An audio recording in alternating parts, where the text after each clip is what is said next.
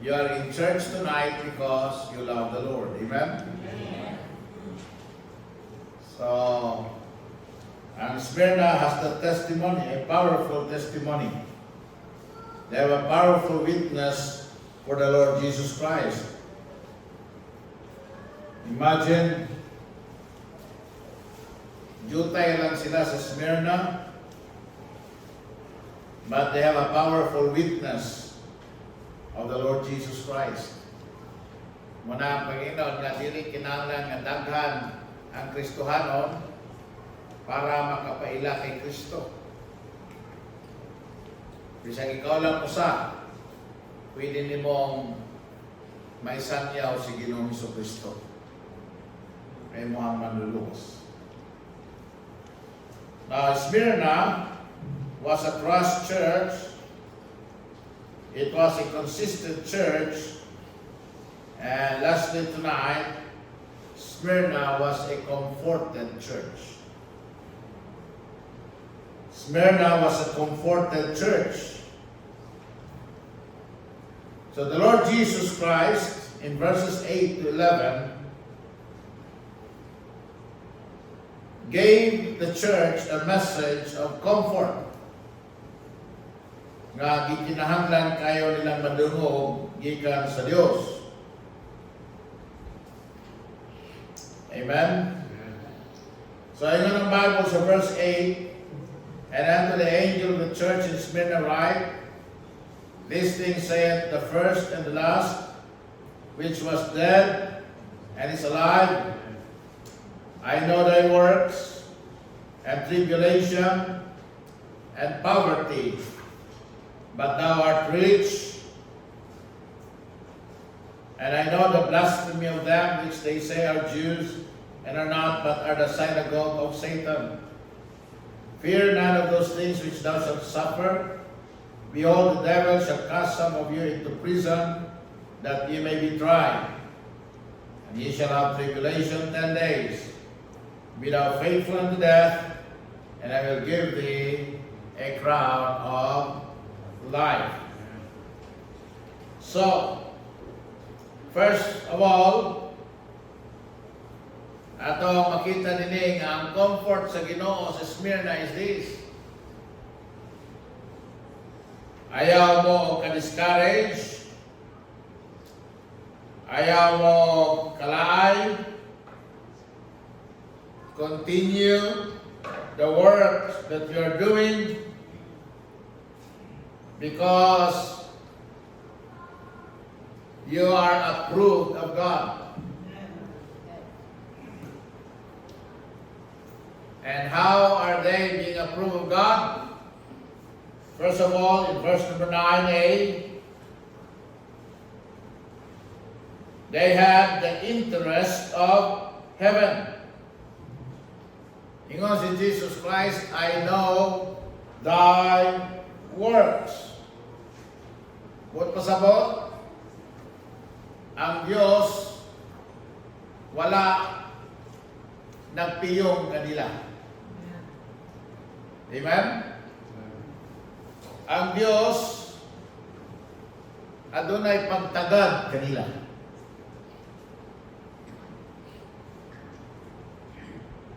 What they're doing interests God. Nakakuha sa atensyon sa Diyos. And the Bible said that God approved of what they were doing.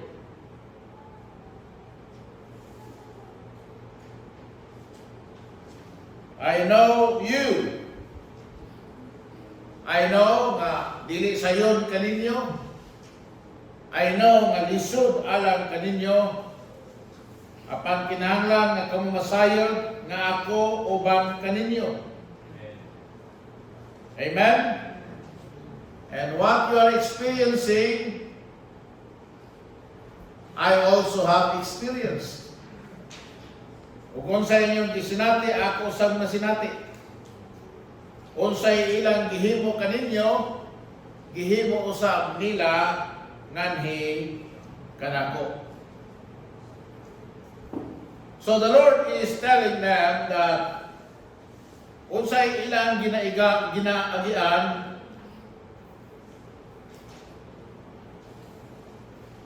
is bigger than they are. Iyang gisultihan ang yawa nga gamit sa tanan niyang mahimo sa iyang mga katawan sa Smyrna aron ilahang atakihon ang Ginoo pinaagi sa mga iglesia.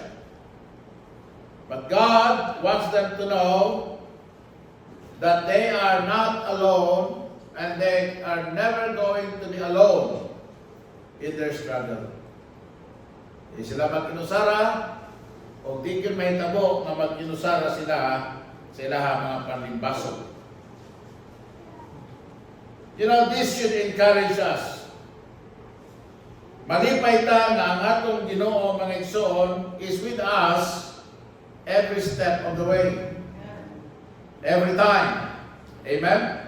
Because He is faithful. Amen? That's what being faithful is about. Every time.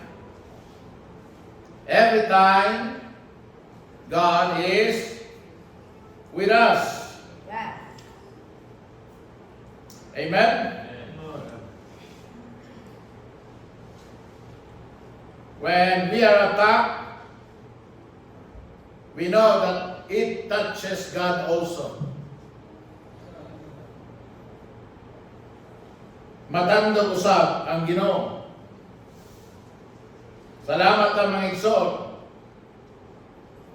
nga doon na siya grasya, ihatag na nato to be able to endure the pain.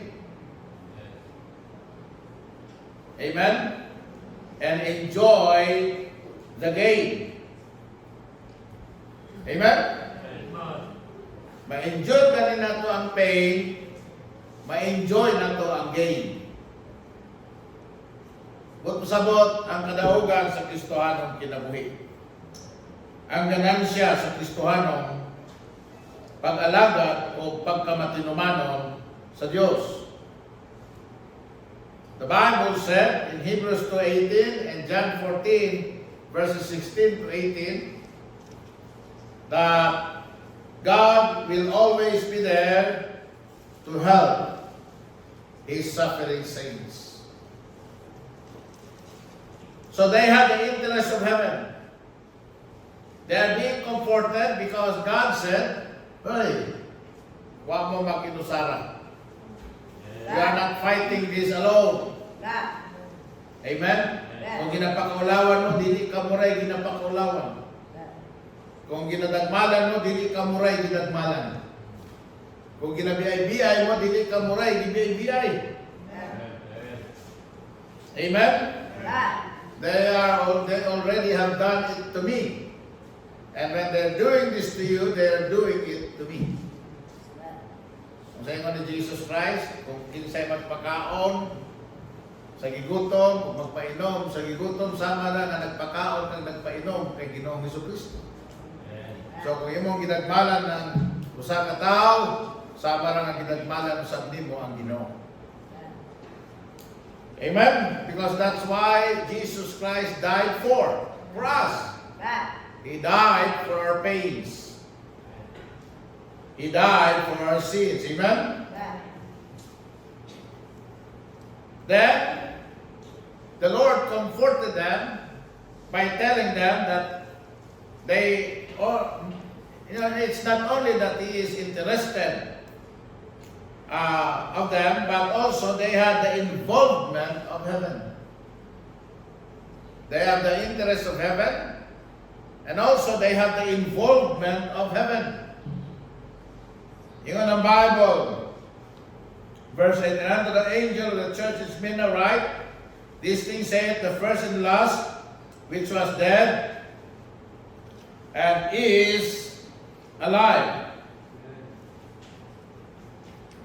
Now, una natong nakita ng term na the first and the last in chapter 1. And it identified Jesus Christ as the I am. From the beginning to last, He is. Amen? I am. So, nag-label ni as the one who is in control of all things. From the first to the last, from the beginning to the end, the Lord is in control of everything. Walay nahitabo sa kalibutan na wala nasayod ang Diyos. Amen? If He allows that to happen to you, kung doon naman gani butan ang Diyos kay tugot mahitabo sa imong kinabuhi, una, it is because you can bear it. Amen? Because the Bible said, walay temptation na maabot ka na to, na dili common sa tao, but dunay siya'y grasya aron nga ato kining makaya. Amen? Sabot makaya. Ikadua, walay butang na itugot ang Ginoo nga maabot na to, na ikadaot na to. Why? Because the Bible said, all things work together for good to them that love God and to them who are the called according to His purpose. Amen? Ikatulo, walay butang na ipadangat ang Ginoo kanato nga dili makatabang nga makalingkod kanato.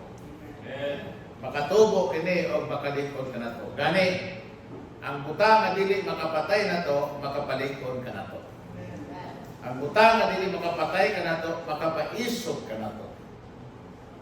Ang butang nga dili makapatay kanato, makahatag kanato og kaalam ug salamputan. And God is in control of everything. Amen? Kontrolado sa Diyos ang tanang mga butang. So, you must be comforted with this fact na walay nang hitabo sa atong kinabuhi nga wala siya nasayon. Nga kung nang hitabo magaling ni, doon na ay katuyuan. O kanang nga katuyuan, sumala niya nga nahibalo sa tanan. Amen? Niya nga dunay plano sa atong kinabuhi. Niya nga buot makikindig na to. Niya nga buot nga kita mapanalaginan. Amen? So, He was in control of everything. They were in the hand of the Lord because Jesus is still sovereign. Mahimo sa yawa ang bisan unsa nga gusto niyang himuon. But the devil controls nothing. Amen? Isa ka ng dagan sa sapaw, balog sa tubig, kontrolado na sa Ginoo. The world may call it science. Ang pagtaob o ang paghunas sa dagat. Amen? Ang pagsidlak o pagsalot sa adlaw. Ang pag-change sa seasons. But let me tell you this, the Bible calls it the sovereignty of God. Amen? Ang pagkamagbubuot sa Diyos. So mahimo sa yawa ang tanan niyang gustong himuon pag wala siya kontrolar sa bisan unsa nga butang, because God is the one who calls all the shots. Unya ginatugutan na niya ang yawa. Unsay iyahang mahimo batok sa katauhan sa Dios, pero kutob rasab sa pagtugot sa Dios. Anong daw ni Job? Amen? Dito na jud kutob ang yawa, asa sa gingnan sa Ginoo nga diha ra kutob. Di siya kalapas. She wanted to kill Job. Amen? But he cannot kill him. Why? Because wala man siya tuguti sa Dios. Amen? So be comforted with that thought na God is involved sa atong Christian life. God is involved sa mga paghitabo sa atong kinabuhing Kristohano. You know, nothing should take us by surprise if we are living by faith. Amen? Walay angay nga makasurpresa na to. Walay angay nga makapahibulong na to. Kung kita nakasabot na nagkinabuhi kita sa totoo. Nagkinabuhi kita na nagasalig sa pagkamagbubuot sa Diyos. Amen?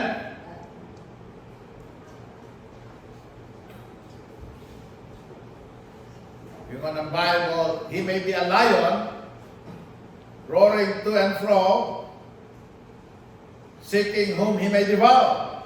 Right? But as far as God is concerned, he is a chained lion. Hinigtan siya na lion.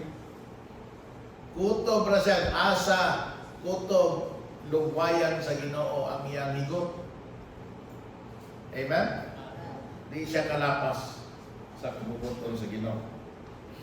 And the term, the statement which was dead and is alive, identify the Lord Jesus Christ as the one who has been there. Iyang gisukyan ang mga magtotoo na nasayod siya o sa ilang giatubang tungod kay dito na siya gikan. Persecution, amen? Binundugay, kinulatahay, nilutusay, pagbutang-butang, pag-akusar, paghingalan o bisag unsa nangilad, ingos Jesus Christ. Kung maunay inyong giatubang ron, diha ko gikan. Amen? Ako na siyang natubang. The people hated him. The people persecuted Christ. They even crucified him. Amen? Gibubo sa tanan, sa tao ang tanan nilang kayugot, kaligot-got, kalagot, kasuko, ngadto kaniya. But si Jesus Christ, bidaog. Jesus Christ, the one who has been through trials and conquered them all. But masabot mga igsoon, He is able to help His people when they face fires of persecution and hatred.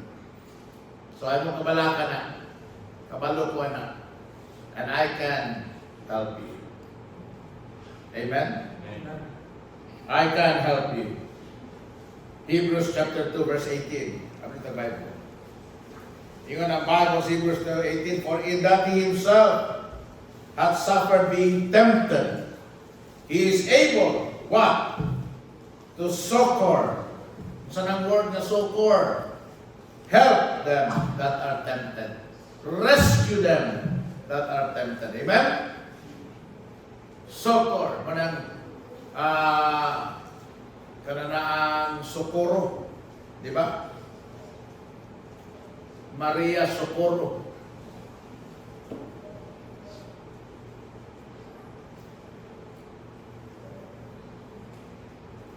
Tapos John chapter 10:59. Sabi niya Biblia. John chapter 10 verse number 29. Yun ang Bible. My Father which gave them me is greater than all, and no man is able to pluck them out of my Father's hand. 2 Timothy chapter 1 verse 12. 2 Timothy chapter 1 and then verse number 12. Ingon ang Biblia dinhi, for the which cause also I suffer these things. Nevertheless, I am not ashamed. Si Paul may nagsultian niya. For I know whom I have believed, and am persuaded that He is able to keep that which I have committed unto Him against that day. Bisag giluto si Paul, ingon ang pulong sa Ginoo, wala siya maulaw, giantos niya ang mga pag-antos, kay nasayod siya kinsa iyang gituan, o siya gayon kumbinsido nga ang Diyos makahimo gayon sa pagtipid kaniya, makahimo gayon sa pagtabang kaniya. Amen? Tanawa sa Romans 8:37. Romans 8:37. Ang sa ikingan sa Bible niya. Salamat na sa Diyos. Dahil mo ng Diyos, matod pa sa pulong sa Ginoo. Sa verse 27. Nay, in all these things, we are more than conquerors through Him that love us. 2 Corinthians 2:14. 2 Corinthians 2:14. Kaduhang Korinto Kapitulo 2, versikulo 14. Ingon dinhi ang pulong sa Ginoo in 2 Corinthians chapter 2, verse 14. Now thanks be unto God, which always causeth us to triumph in Christ, and maketh manifest the savor of His knowledge by us in every place. Amen? Salamat na sa Ginoo maigsoon. Ha? Salamat na they have the interest of heaven. They have the involvement of heaven. And then the Bible said in verse 9, balik sa itong teksto, Revelations chapter 2, then verse number 9, ingon ang pulong sa Ginoo, they had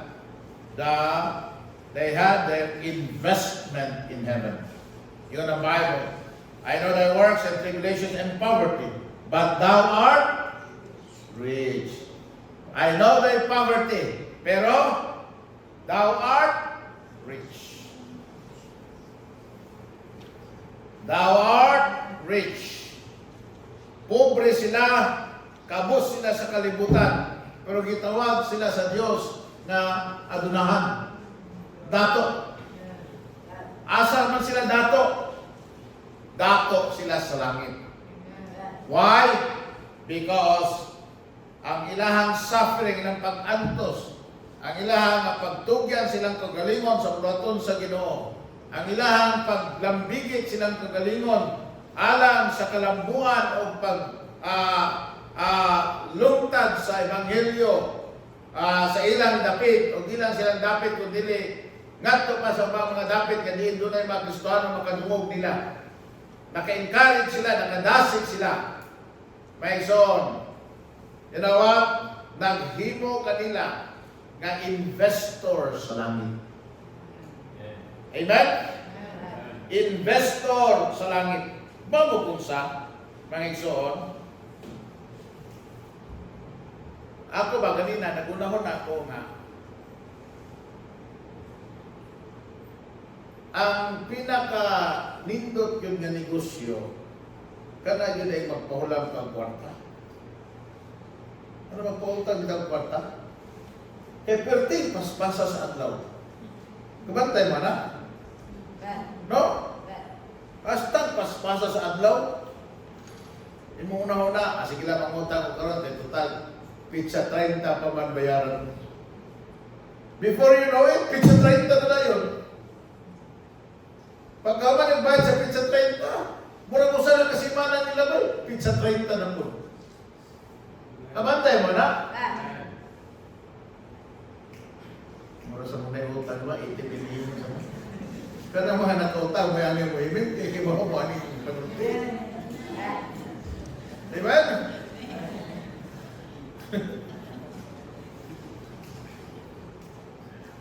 Doon na.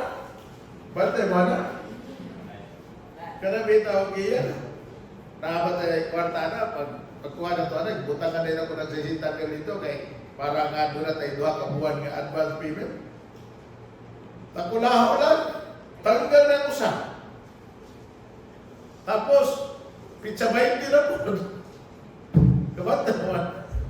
Pizza 20 na po, sunod buwan. Kaltas na po. Hindi kumayo rin magpahulaw ng kwarta. Kay paspas ng adlaw, unya, dakong interes, paspas ang interes. Nagtuo ka na dugay pa ito, pero naano na yun? May isawar paminaw. Ha? Ang adlaw, paspas kayo. Amen? So kung ato nga tagaan ang atong kinabuhi, ato na siyang i-invest sa bulaton sa Ginoo aron nga ang pangalan ni Kristo mabayaw, ang pangalan ni Ginoong Jesucristo maila, ang pangalan ni Ginoong Jesucristo masangyaw. Amen? You know what? Pobre tas kalimutan, pero dato tas langit. Ano? Kaya ang interest nato dako kay sa langit. Ikaduha, ang nakanindot pa yun, kay dito sa langit, mga igsoon, ang ato ang investment di yun manunod. Dili po makawal. Ayun ay butay yung kwarta sa bangko. Nakabalo ba ka nga sa bangko? Kung deposito ng 5,000, unya, dili ni mo na madepositoan, na withdrawhan mo na bisag 50 pesos lang, 4,950 na lang na. Sunod buwan, pag di na mabot ng 5,000 imuhang deposito, ibanan na ang imuhang deposito. Ibanan. Ibanan o pila ka porsyento. Pila ka buwan, nagtuo ka na kay kwarta, ikaw pa'y utangan sa bangko. Ikaw pa'y naiutang unya sa bangko. Nagtuo ka na pa kay 4,000 sa bangko, pero wa kay deposit. Kulang na dito imong deposit, wala nakaabot sa average daily balance. Pag-abot sa katuig, pag-abot sa 2 katuig, 3 katuig, nagtuo ka, hanap ko'y kwarta. Pag-adto mo sa bangko, paninlon ka sa bangko. Kay sila pa'y dunay interest nimo. Bantay mo sa bangko, mangutang sa bangko, maglisod ka, mangutang, tapos ang imong kwarta ay utang dito, sila rin gumagamit ilang ipautang sa lain. Nakabantay mo na, nagdeposito ka sa bangko, mangutang sa bangko, maglisod ka pangutang. Pero ang imong kwarta nga gideposito, gipautang sa lain.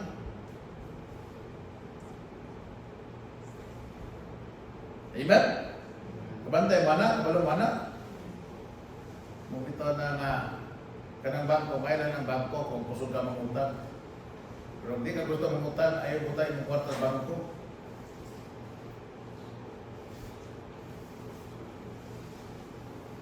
Kapastoran, tudloan man nimo nga.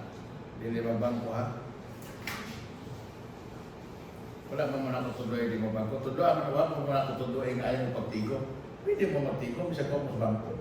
Ang problema naman ko na to, kung dili sa bangko na to tigo mo, dali naman kay kuoton. Di ba? Kung sa bangko na may deposito, pag ato ni mo mag-withdraw ka, pagtara mo din tao, madiskali ka, di na ka-withdraw. Nag-ato pag mo sa ATM, pag-abot mo sa ATM, offline pa hindi ka ka-withdraw. Pero kayo mong kwarta, naara niya sa mga alkansya, dali na kuoton. Kuot na yun. Pero, what I mean, my son, is, ang mga Smyrnian believers, mga igsoon, the Bible said, nga, doon na sila investment sa langit. And tungod silang investment sa langit, bisan tuod og dinhi sa kalibutan, kamo sila, pag gitawag sila sa Ginoo, they are rich. Nga naman, kamo sila sa mga butang sa kalibutan, pero adunahan sila sa mga butang na iya sa Dios. O ang tinuod nga bahandi, dili unsay naa nimo sa kalibutan, kundi unsay naa nimo sa Dios. Laliman ka na, luwas na ka. Langit na ko, luwas na ko, langit. Dahil sa anak as Ginoo, mansion sa langit.